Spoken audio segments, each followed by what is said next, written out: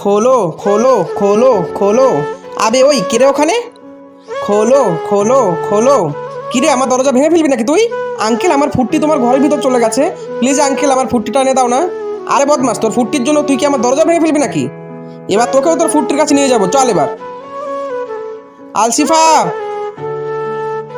Alshifa.